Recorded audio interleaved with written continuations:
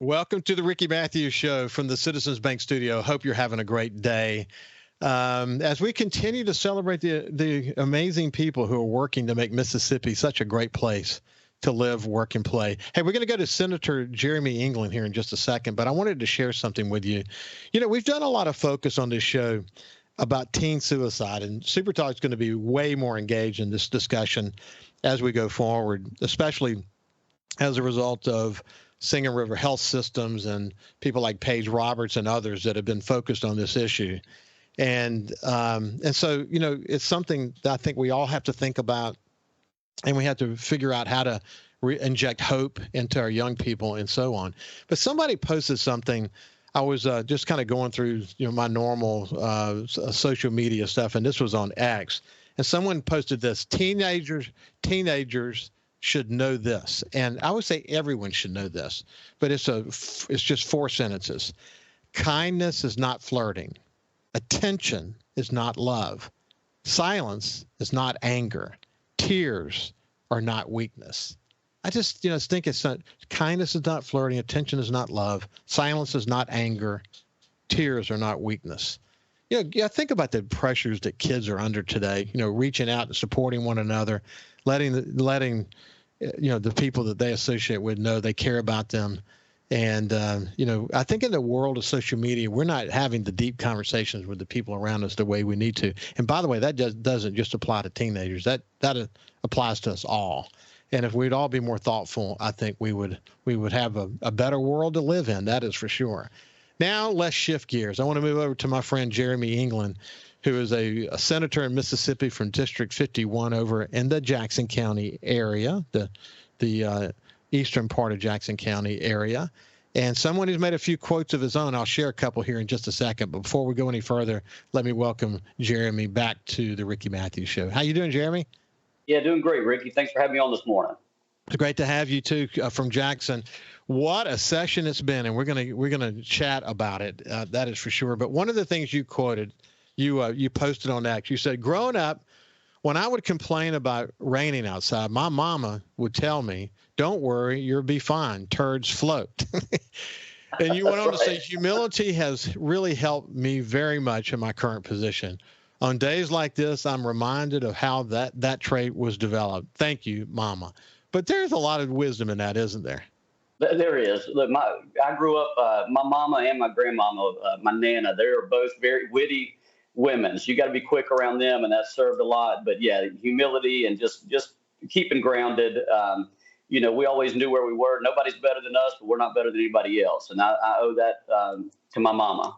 Yeah. Hey, one of the things that people should recognize is that senators, because there's fewer senators, obviously, than there are those in the House of Representatives, senators have to do a lot of double duty when it comes to committee assignments. So you could be a chairman and have a committee you're responsible to. You could be a vice chairman where you help the chairman, or you could be a member of many committees. And in your case, we won't list them all now because we'll go through it here in just a second.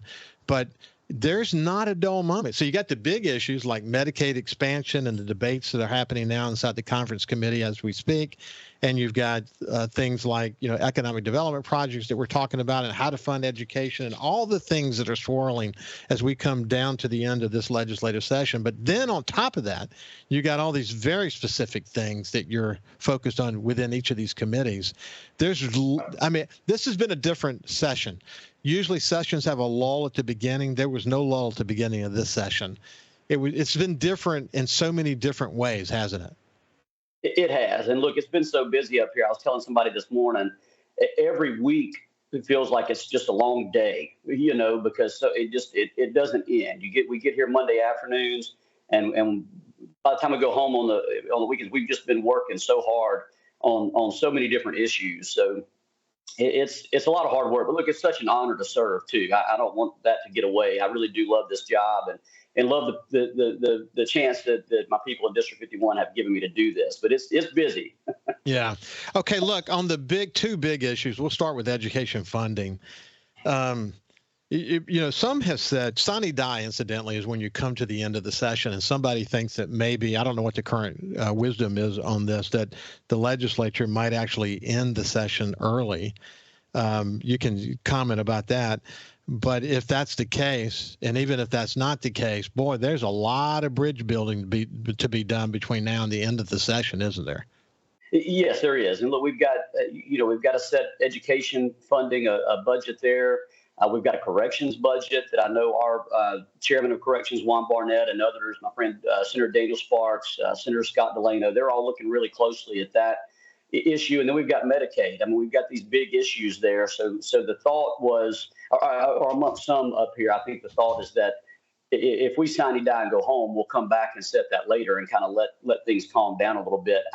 Look, I'm in the camp of we're up here to do a job. I think we got to work on through it. And if it's long conversations that last deep into the night, we need to be having them and try to get out of here on time. So you're thinking there's at least a possibility that it would require a special session of some sort? There's a possibility. But look, those kind of things get threatened this time of year every year. You know, we're not going to have a budget. We're not going to do this. But look, all of that I think is part of negotiating. It's a little inside baseball kind of talk there. But look, you just never know when the dam's going to break and all the bills and all of our budgets are going to start flowing. And once that happens, it's pretty quick. You'll see our poor folks from LBO running back and forth across the hall up here trying to get numbers in so that we can make it happen. And look, they're a very hardworking group, the Legislative Budget Office up here.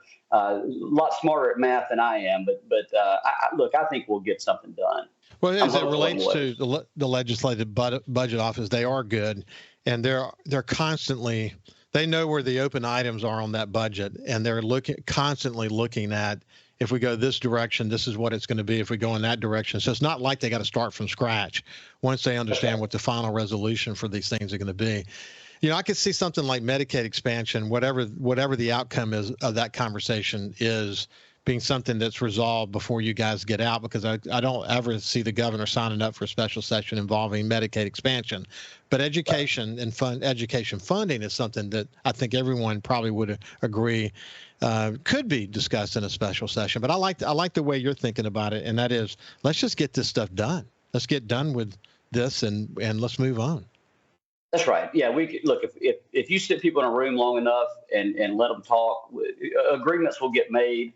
And look, on something like that, you're probably going to see House members and senators walk out of the room, and nobody's going to be completely happy, which usually means we've reached a good deal, right? Yeah. Hey, so look, I should point out we're pre-recording this show.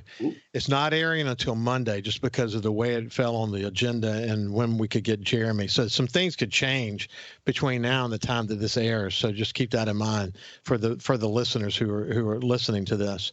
But a lot, man. I mean, there's been a lot of bills that have been passed. There's been, the amount of activity, the amount of big issues tackled is unlike anything I've ever seen before.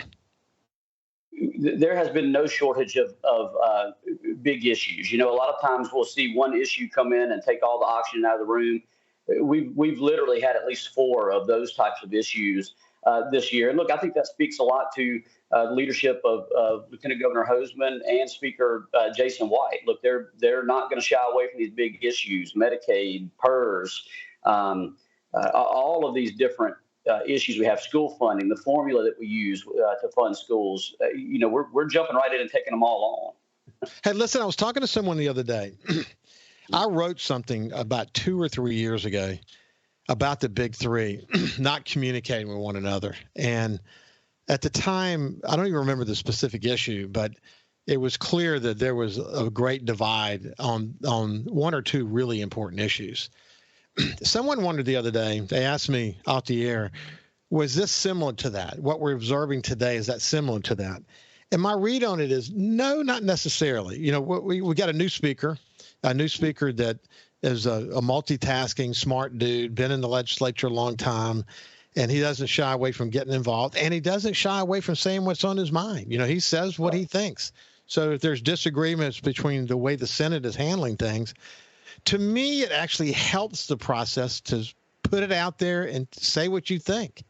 And, to some extent, Delbert is doing the same thing. To me, that's kind of part of the democratic process. Is to, everybody's sort of putting it out there. They're not leaving it for interpretation. This is how I feel about it. It's a little new it's a little refreshing to me, but it is part of the process, isn't it?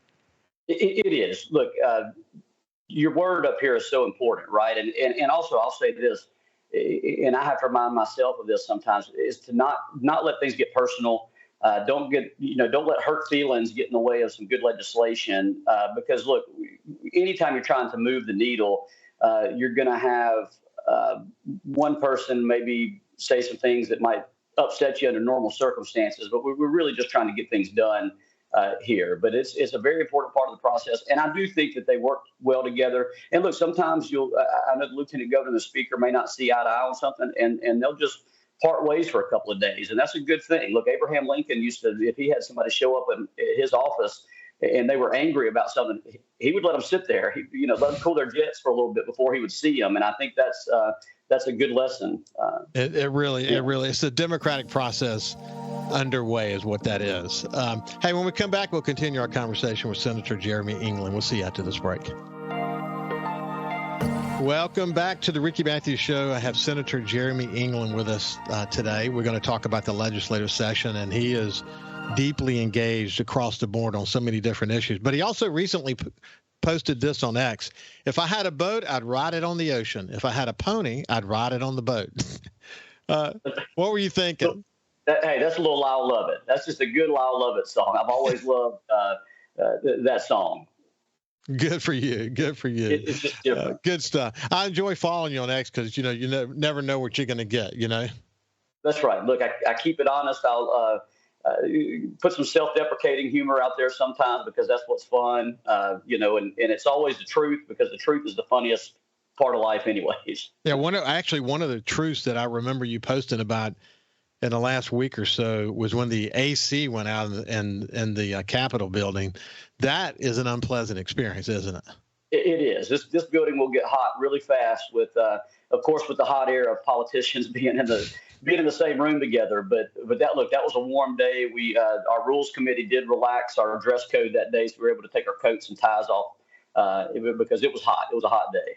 Yeah. Hey, listen, that's to get into the formal areas. But if a visitor were coming there and just talking to you guys in the hallway, can they dress relaxed?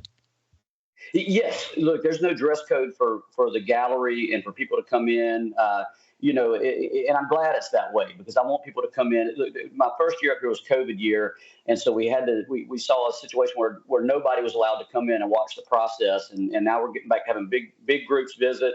I'll stay here late on a Friday. Sometimes we usually try to get out of here early on Fridays, and I'll look up and you'll have visitors from all over the place just walking in and taking in the Capitol. And yeah, there's no dress code. Shorts and flip flops if you want to, and just come see the Capitol. I love having people up here to see their building. That's cool. Listen, Jeremy, one of the key, I've got a list of committee assignments that you're engaged with and help lead. And one is elections committee. You're the chairman. Kevin Blackwell is the vice chairman. You got a great committee. I'm looking at the members of the committee. It's a dream team of members. It is. You've had a big goal as it relates to your committee, haven't you? Yes. Well, and look, when we first got here in January, of course, we didn't know what our committee assignments would be. That's something the lieutenant governor kept close to the vest for obvious reasons.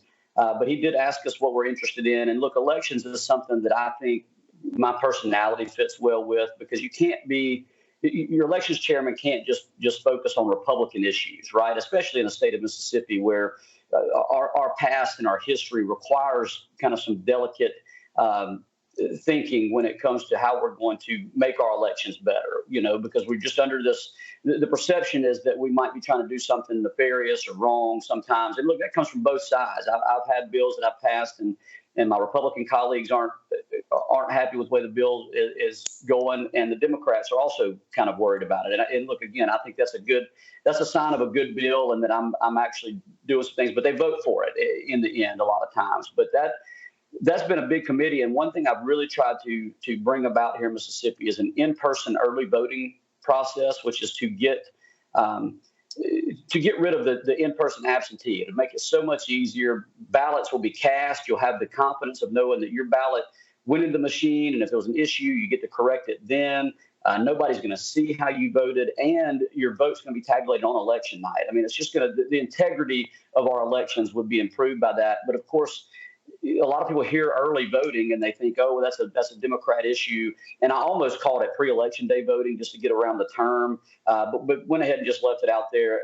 This is a form of early voting, but you have to do it in person. You have to show your ID to the clerk. That's the only place you can go. And I'm really hoping that I can make that become a reality here in Mississippi soon. So how do you still make it happen? Well, so there is a bill that has the code sections on it. So, of course, we're in the conference part of the session where if a bill died on the calendar, which this bill died over in committee in the House, we passed it 44-8 here in the Senate. My committee passed it. We had a lot of great minds working on it. But the House, I think, just felt we had so many big issues that maybe we would need to stop and talk about this over the summer. Maybe have some hearings, but I think we've got a good bill, and we do have a bill that has code sections open on it. So I'm going to give it another run and see if we can't make that happen this year. I mean, that's, I think of my wife in this situation. She works at Ingalls Shipbuilding. She's 2 weeks at home, 2 weeks in the yard, and when she's in the yard, she's sitting at her desk at 7:00 in the morning. So she misses that chance to go vote in the morning.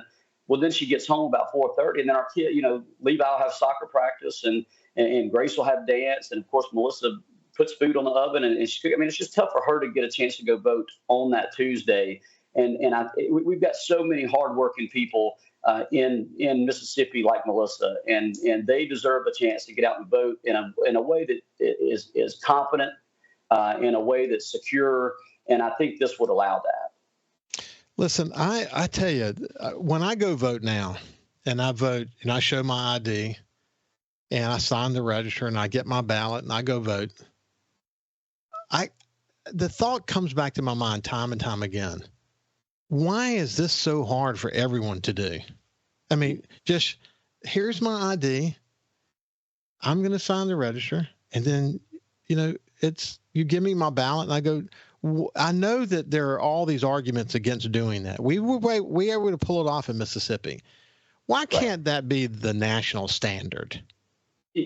Look, I don't know what other states are thinking. Sometimes when I see, these ballot drop boxes and ballot harvesting and things like that, and look, I'm completely against all of that, and I want to make that clear because look, when we decided to give a run to this in-person early voting, I wanted to make very clear that we're not talking about doing those kind of things. Those things just look, when you're dealing with elections, even the perception of fraud is a bad thing. It gets people, it makes them cynical about the whole voting process. It makes the turnout go down, and we're trying to get that to go the other way. We want more people voting. And look, I'm a traditionalist. I love to vote on election day. I love to go in. I love working on election day. And I wish more people would go work their polls so you could see what it's like on the other side of the table and how much work goes into it.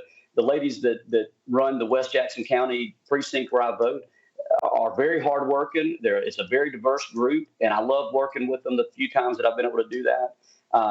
But there are just some times where people just can't make it from 7 to 7. And if they have a chance to go in, if it's more convenient for them, our folks down at home might work at Chevron, might work a shift, and they may live, in Wayne County even or Greene County. And so they have to get off work that day and try to make it to the polls in time. And if traffic is bad or if something's happening, the chances of them going to vote just go down, obviously. And so I want to give people the opportunity to have their voice heard. That's the whole point behind this. Yeah, no doubt. But what I want is, and I'm moderate, but this is what I want: one person and one vote. I want people to have to prove who they are and go vote. And what you're suggesting is completely consistent with that. And right. My comment is more about what's happening in other states. It's amazing that there's such a tug of war about one person, one vote. That's right. That's right. Look, there still needs to be an effort there. If we make it, if we did complete mail-in voting, and look, there's got to be an effort there. There's got to be some thought behind it, or else we're going to have people elected that aren't elected by the people. They're going to be elected by smaller groups and by people that can do the best job at collecting ballots and getting them in.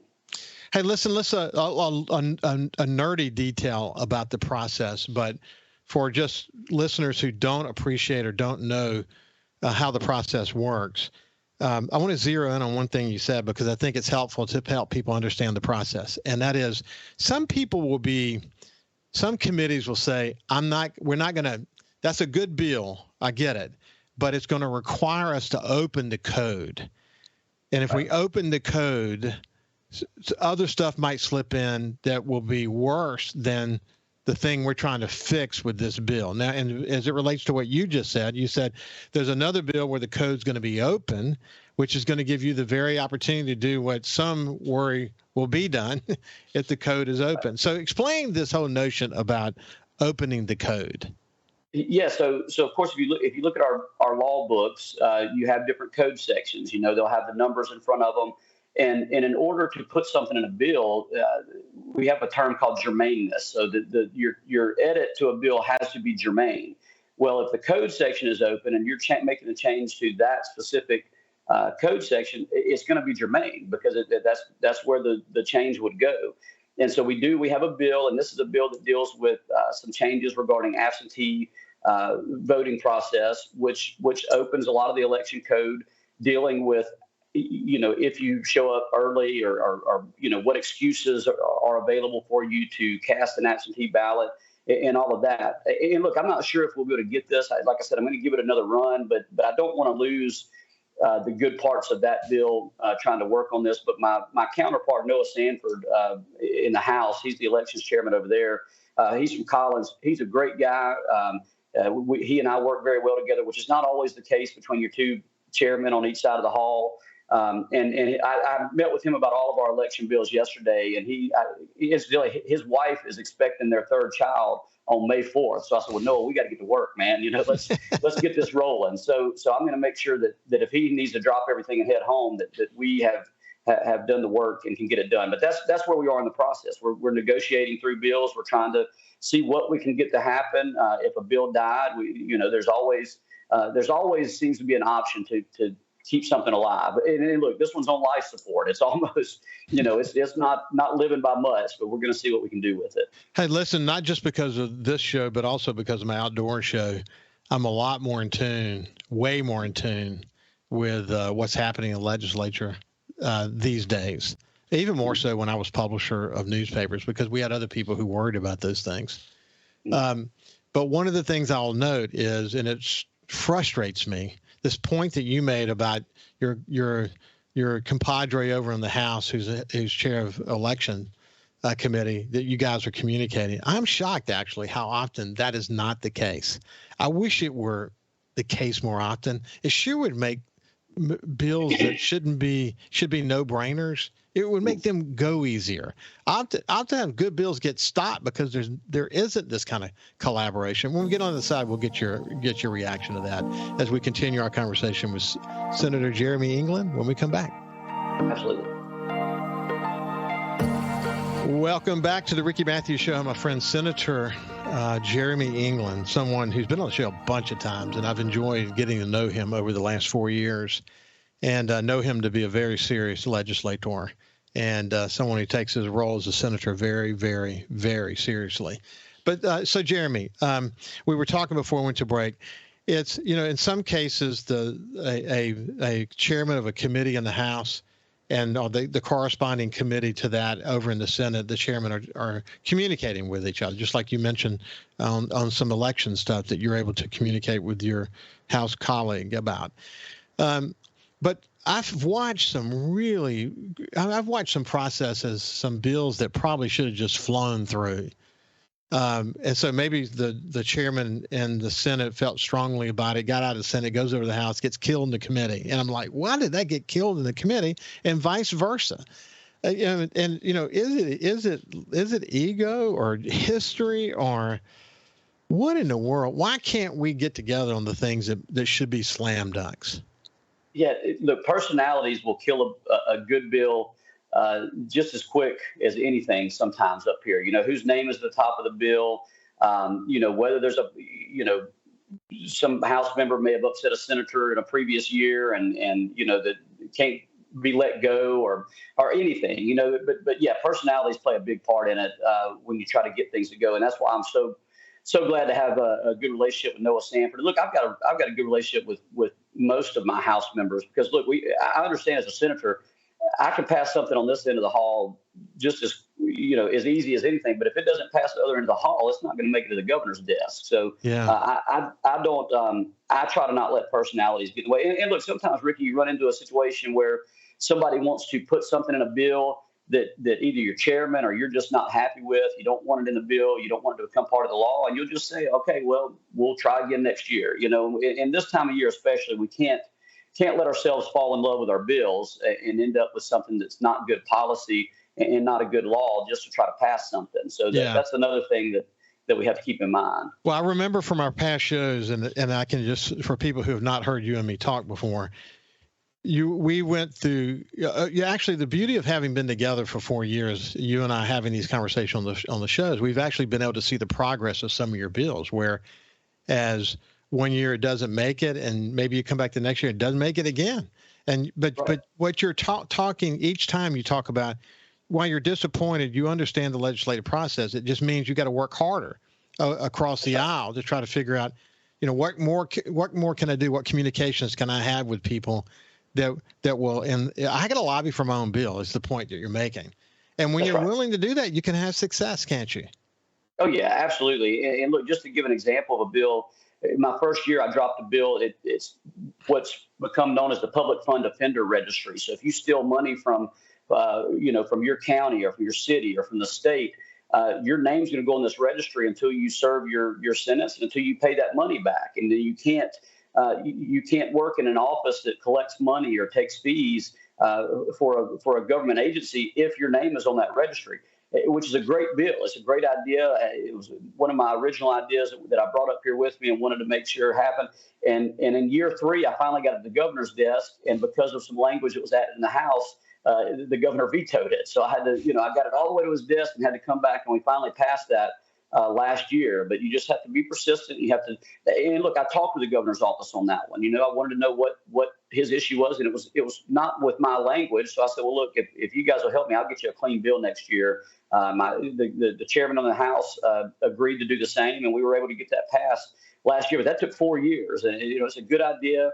But we worked on it, and we got it through last year. So that was a learning situation with that one particular bill. How often, this is a little bit revealing, and I'd be interested to see what your perspective is on it, but how often, so you got let's say you got two committees, House committee and the same committee on the Senate side, whether the chairman are communicating or not, okay, whether they're communicating or not, it doesn't matter. How often is a case where maybe the speaker will say, we're not going to take that bill up, or Delbert will just say, no, we don't have time to have this conversation, and just shuts it down, or maybe some other person in leadership does that.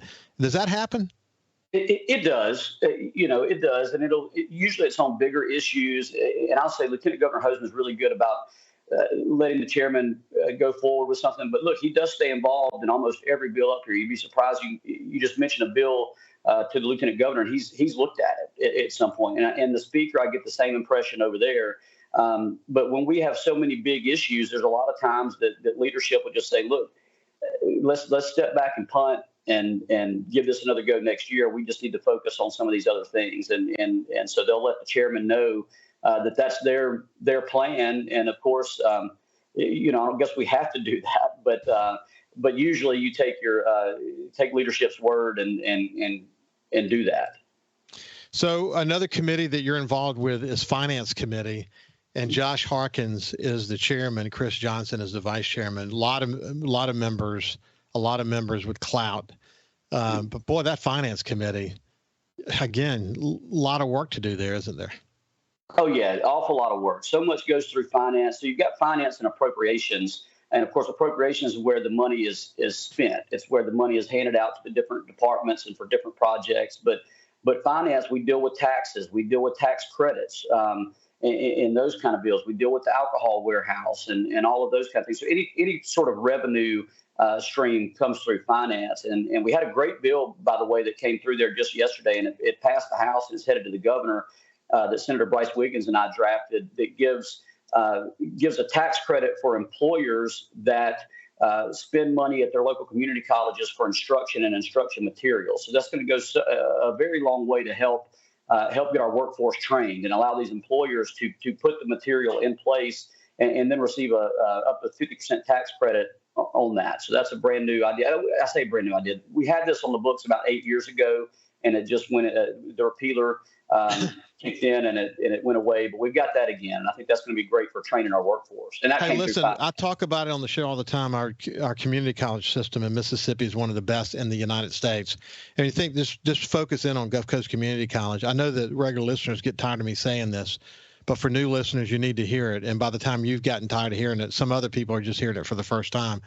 When you look at how strategic Gulf Coast Community College has been, with over 50% of their students now enrolled in non-traditional education because of the work that they're doing with industry and business to understand how can they respond to the business needs of coastal Mississippi and Mississippi for that matter.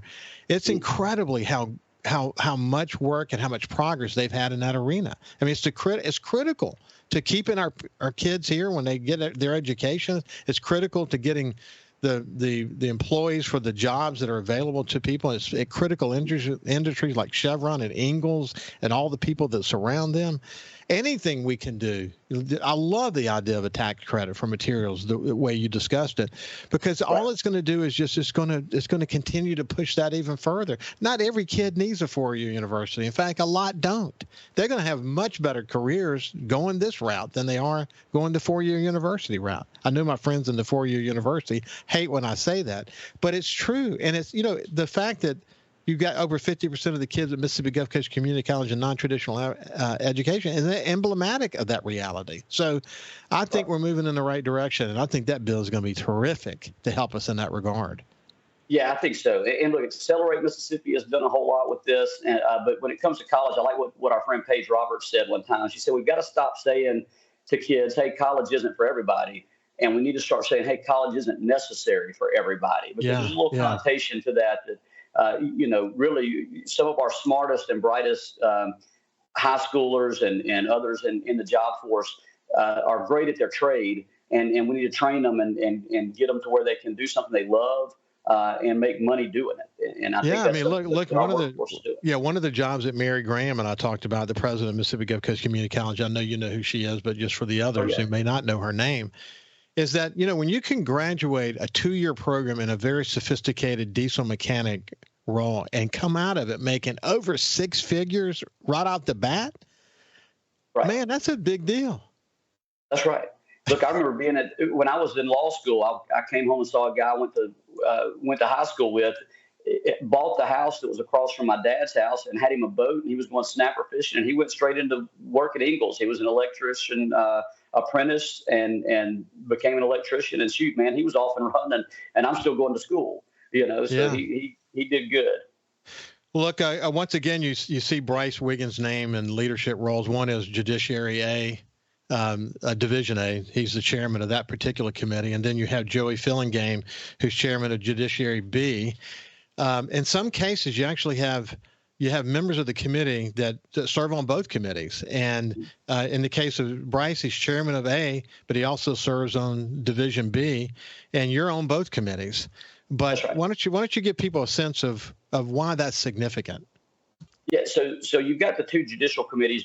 Judicial A handles more of your civil matters, what you think of just your ordinary laws of things like that. Whereas Judd B, we call it Judd B, handles more criminal matters. And so being on both, you get kind of a taste of it. And those are very busy committees. Judd B is a committee up here that you will have the most debate. It's one of my favorite committees, but we will argue one bill, and it'll take us an hour in that committee with a lot of attorneys. That's a lot of lawyers on those committees, right. and for good reason. Hey, when we come back, we'll get the latest on the Port and Marine Resources Committee. He's also involved in tourism. There's so much more. We'll do what we can in the short time we have left. We'll see you after this break. Welcome back to the Ricky Matthews Show. I have Senator Jeremy England with us today. And we're just kind of talking about the legislative session, a jam-packed legislative session with lots going on. Okay, so we're going to go to Ports and Marine Resources. Mike Thompson is actually the chair. Jeremy is the vice chair of that. If you look at the list, a lot of local senators involved in that one for good reason. but that's got a lot going on in it as well, doesn't it? Oh yeah, it absolutely does. And look, Senator Thompson, he's my desk mate, so we have a joke in the chamber. We call our desk the yacht club there, since we're both, the Ports and Marine Resources chair and vice chair there.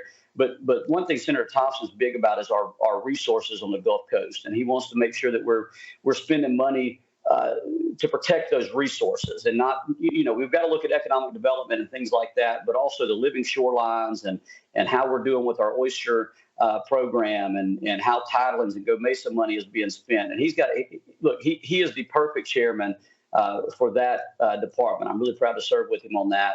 And we're seeing a lot of good things happen. The oyster harvesting is becoming such a big issue. But we're going to see some good things out of that committee as well. When I think about the ports of coastal Mississippi, I often say that when we met in my various roles as a publisher in the community efforts to develop, strategic plans for regions, that the planners always looked at, do you have rail? Do you have access to interstate? And do you have ports? You think about the port. People tend to only think about the port of Gulfport, but man, you got a port over in Hancock County. You've got one in Jackson County that is incredible and growing.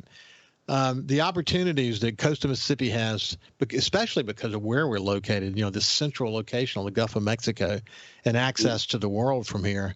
I mean, it's exciting to see where we could go with all of this, isn't it? Oh yeah, and look, the port of Pascagoula is such a great. Look, that's an economic development situation right there. They've got a refrigerated warehouse that once it's retrofitted, maybe we can start seeing Mississippi chickens, instead of going over to Savannah, coming right out of our port. And I know they've got big plans over there for the port in Pascagoula, and the same for Gulfport. And it's all infrastructure. And incidentally, I serve on the Highways and Transportation Committee as well, and those tie right in, because you want to see good rail, good highways, access to airports near your ports. And so we've got so much going on. And look, just to talk about Jackson County specifically, we've got excellent rail. We've got Mississippi Export Railroad running a great show over there. We've got the deepest port in Mississippi, one of the busiest ports in the Gulf of Mexico, right there in Pascagoula. We've got the airport. We've got highways and I-10 running through there. I mean, we're ready to blow up around that port in Jackson County. Hey, listen, when I'm offshore fishing, I would say over the last few years, the increase in the number of tankers and other ships that are waiting to get into the port of Pascagoula, right, for people who have not seen that, it's just kind of a shocking thing to see. They're downloading from these super tankers and bringing it on in, and they're waiting to go in there and unload. But you see that machine, and I know it's more than just about Chevron, but you see the machine that is Chevron and its strategic importance as a refinery in America, and the amount of oil that's going through that refinery. It is absolutely incredible, isn't it? Oh, it is. And such a great one thing about Chevron and Alan Suddeth over there, they're such great members of the community. They've always done great outreach with the high schools, with the community colleges, with the cities. And so they're doing a great thing. And of course, the big tankers offshore make for some great cobia stopping points, during cobia season. But, they actually have those huge ships out there. And then Chevron operates lightering ships where they'll unload from there and get them into the refinery. And they're doing that constantly. I mean, it's just such a big operation. And you know what? From what I can tell, they're doing it safely, because we're talking about a lot of oil going through that refinery. And Alan Suddeth, incidentally, developed a relationship with him many, many years ago when I was publisher of the Sun Herald.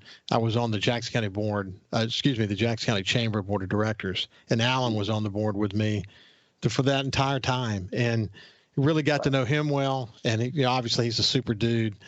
And then by extension, got to understand better what's happening at Chevron and why it's so important. And then, of course, after Katrina, we all went to school on why it was important for them to get back up and get specific kinds of protections in. Even went over at one point and took a helicopter ride over the refinery and then out into the Gulf to really appreciate how all these pieces fit together. And we're lucky to have it. The thing that Jerry St. Pé has often said, we got to be careful not to take Ingalls and Chevron for granted, or the blue chip industries that are part of Stennis. We shouldn't take those for granted. It's easy to assume that they're always going to be there, but that is not always going to be the case if we get our chest sticking out thinking we've got it, because you got to fight to keep them every day, don't you? That's right, and they're big parts of our community. Look, my mom worked at Ingalls for 44 years. She just retired about 2 years ago. My wife works there now. My brother works at Chevron. I mean, we all know people that base their livelihood on those great businesses that we have at home there in Jackson County. No doubt. We didn't talk about tourism or wildlife, fisheries, and parks, but let's just suffice it to say you've had a lot on your mind, and I watch you closely. Don't always agree with you, you know that, but at the end of the day, you'll have the conversation, and you're smart to debate even issues we don't agree on. And I appreciate that. So listen, have a great day and continue the good work up there in Jackson. Hey, thank you very much, Ricky. It's been great. This has been Senator Jeremy England. Have a great day, and we'll see you tomorrow.